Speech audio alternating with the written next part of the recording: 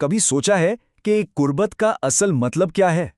ये सिर्फ जिस्मानी कशिश नहीं, बल्कि एक एहसास है, एक गहरा सुकून। आज हम एक ऐसी ही पोजीशन की बात करेंगे जो सिर्फ आराम ही नहीं, बल्कि रूह तक उतर जाने वाली अपनाइयत का एहसास भी दिलाती है।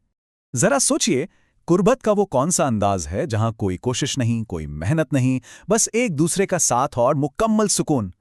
चलें आज इसी सवाल का जवाब मिलकर ढूंढते हैं। और इसका जवाब है स्पूनिंग। नाम शायद बहुत सादा लगे, लेकिन यकीन करें ये सिर्फ एक पोजीशन नहीं है। ये तहफ़्फ़ुज़, कुर्बत और एक गहरे ताल्लुक का एहसास दिलाने का एक बहुत ही खूबसूरत तरीका है। तो ये है क्या?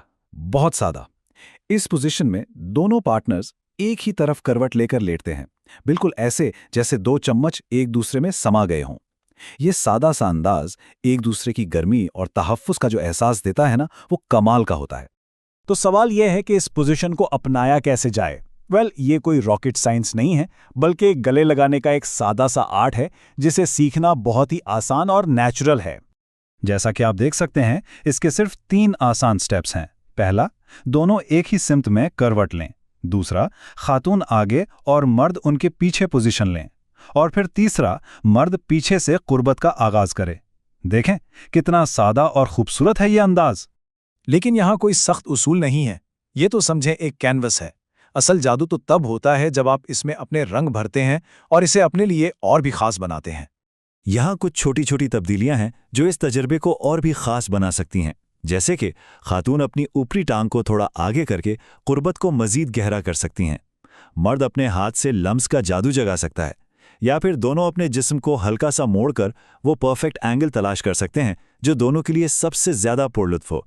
तो आखिर इस पोजीशन में ऐसी क्या खास बात है कि ये इतनी पसंद की जाती है? इसका राज सिर्फ जिस्मानी आराम में नहीं, बल्कि इससे मिलने वाले जज्बाती सुकून में भी छुपा है। आइए देखते हैं कैसे।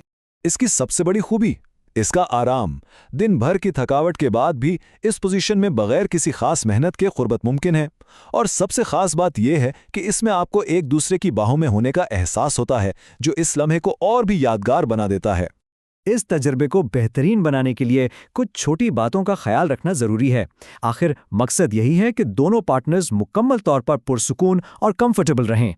कभी कभी सही जाविया ना बनने की वजह से कुर्बत में थोड़ी मुश्किल हो सकती है, लेकिन इसका हल बहुत आसान है। जैसा कि यहाँ बताया गया है, खातून के कूल्हों के नीचे एक तकिया रखने से पोजीशन बेहतर हो जाती है, जिससे कुर्बत ना सिर्फ आसान बल्कि और भी गहरी महसूस होती है। एक छोटी सी तब्दीली वाकई बहुत बड़ा फर्क ला सकती है। तो आखिर में ये सवाल जहन में आता है कि जब जिस्म एक दूसरे के इतने करीब हों, सांसें एक हो जाएं, तो इस जिस्मानी कुर्बत से आगे रूहें कहाँ तक का सफ़र करती हैं? इस पर ज़रूर सोचिएगा।